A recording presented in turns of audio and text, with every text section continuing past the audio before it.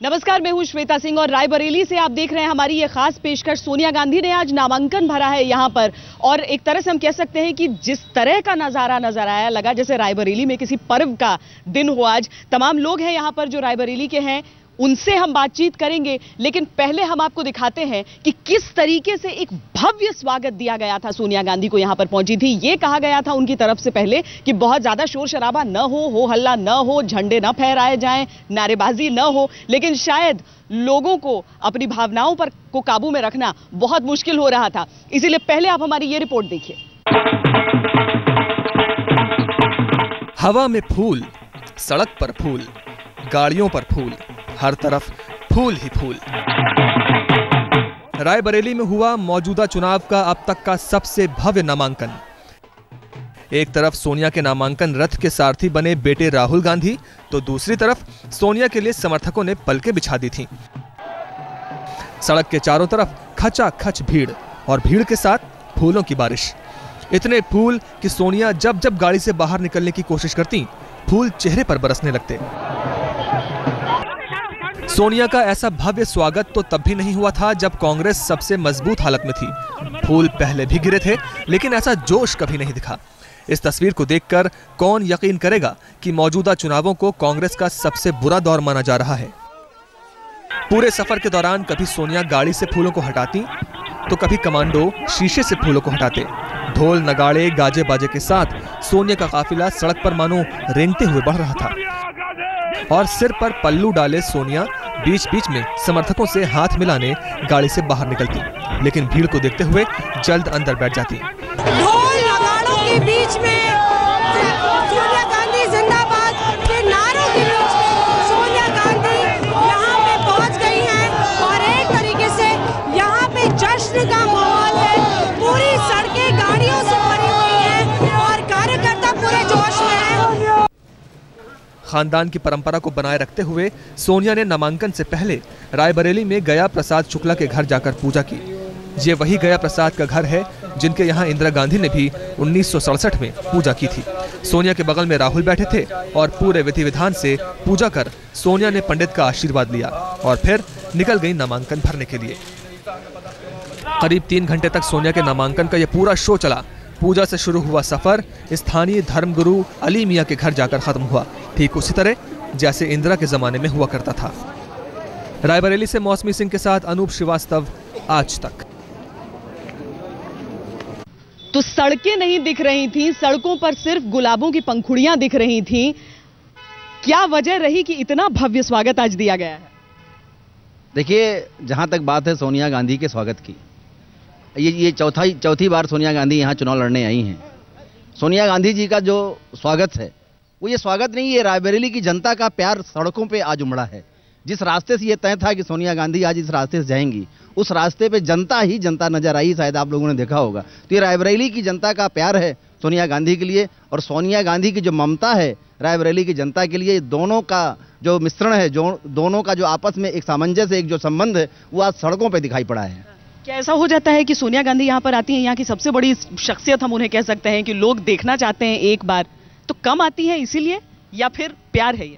ये बहुत बड़ा प्यार है। मतलब ये रायबरेली की जनता, उनको मतलब यह है कि ये परिवार है उनका, कम आना ना नहीं बात है। रायबरेली के सारे लोग मतलब यह है कि उनसे जुड़े हुए हैं पूरी तरीके से, उनका परिवार यहाँ बसता है। सोनिया गांधी बहुत ज्यादा आश्वस्त भी दिखी। उनका कहना था कि रायबरेली ही नहीं, आगे तक जाएगी ये जीत। जिस तरीके से मुस्कुरा रही थी, जिस तरीके से आराम का भाव था, और साथ में जिस तरीके से राहुल गांधी उनके आए थे, हम आपको दिखाते हैं कि नामांकन की प्रक्रिया कैसे हुई और किस तरीके से उन्होंने पूरा ब्यौरा अपना आज दिया है यहाँ पर। यही वो दस्तावेज हैं जो दिए गए थे अंदर भीतर, और उसके बाद अब तो एक बक्से में डाल दिया गया है, उसे ताला मार दिया गया है, लेकिन ये उसकी कॉपी है जो कि जारी की गई है। इसमें सोनिया गांधी ने बताया है कि क्या क्या उनका पूरा ब्यौरा रहा है, पिछले 5 सालों में क्या क्या बदलाव आया है। हम आपको नामांकन की पूरी प्रक्रिया, वो सारी तस्वीरें हम आपको दिखाते हैं।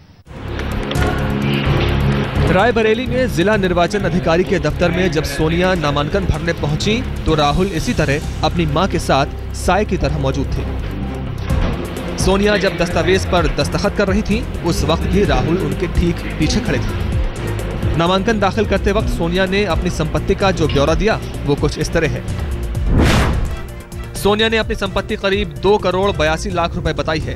इसमें 2012-2013 में उनकी 14,21,740 रुपए की आय भी शामिल है। नामांकन दाखिल करते समय सोनिया ने जो ब्यौरा दिया उसके मुताबिक उनके ऊपर कोई बैंक लोन नहीं है और न ही किसी तरह का सरकारी बकाया। नामांकन दाखिल करने के बाद सोनिया जब बेटे राहुल के साथ डीएम दफ्तर से बाहर निकली तो उनके चेहरे पर मुस्कान थी। सोनिया को पता था कि बाहर मीडिया कर्मी इंतजार कर रहे हैं, लिहाजा वो बिना देर किए मीडिया से मुखातिब हुई। रायबरेली के लोग मुझको बहुत प्यार से अपनाया है और मैं उम्मीद करती हूँ कि दोबारा सोनिया ने रायबरेली में फिर से अपनी जीत का भरोसा जताया और मीडिया के सामने अपनी बात रखने के बाद वहां से चल पड़ी। जहां एक तरफ कांग्रेस पर मुश्किलों के बादल घिरे हैं, सोनिया गांधी ने रायबरेली से चौथी बार अपना नॉमिनेशन दाखिल कर दिया। कांग्रेस पार्टी जिंदाबाद, सोनिया गांधी जिंदाबाद के नारों के बीच सोनिया गांधी का काफिला पूरी रायबरेली में गुजरते हुए गया और जहां जहां वो गई कांग्रेस कार्यकर्ताओं ने उनका स्वागत किया। सोनिया गांधी और तमाम कांग्रेस पार्टी को भी ये उम्मीद है कि रायबरेली की रौनक रायबरेली से बाहर दिल्ली तक पहुंचेगी। मीडिया से मुखातिब होने के बाद राहुल इसी तरह मां के कंधे पर हाथ रखकर डीएम दफ्तर से बाहर निकल गए। मौसमी सिंह के साथ अनूप श्रीवास्तव, रायबरेली, आज तक। रायबरेली से देख रहे हैं आप हमारी ये खास पेशकश। इससे पहले कि हम लोगों से चर्चा और आगे बढ़ाएं, कांग्रेस की तरफ से बचाव किया जा रहा है। जो सोनिया गांधी के समर्थक हैं उनका कहना है कि बहुत विकास हुआ है रायबरेली और अमेठी की तस्वीर ऐसी बिल्कुल नहीं थी जैसी अब नजर आती है। लेकिन आम लोगों की अपनी परेशानियां हैं, उन्होंने अपनी परेशानियां यहां पर रखी हैं। हम चर्चा करें उससे पहले आपको दिखाते हैं कि किस तरीके से प्रियंका गांधी यहां पर नहीं आई। बहुत सारे सवाल उठे, नियमों का हवाला दिया गया, लेकिन सवाल जरूर उठे कि क्या कुछ ऐसी चीजें थी जिसे अवॉइड करने के लिए प्रियंका गांधी यहां पर नहीं आई है।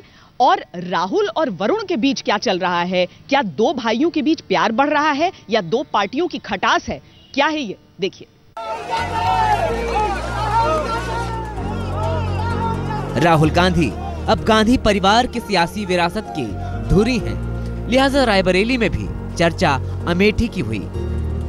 अमेठी के उस विकास की हुई जिसे विरोधी दल बीजेपी का महासचिव और राहुल का चचेरा छोटा भाई दिल खोलकर सराह रहा है।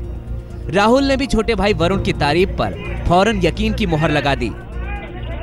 हमने फूड पार्क और किसानों के लिए लंबी सोच करके काम किया है, तो वो जो वरुण कह रहे हैं वो सही कह रहे हैं। जी हाँ, मंगलवार को वरुण गांधी ने राहुल गांधी की तारीफ में जमकर कसीदे पढ़े थे।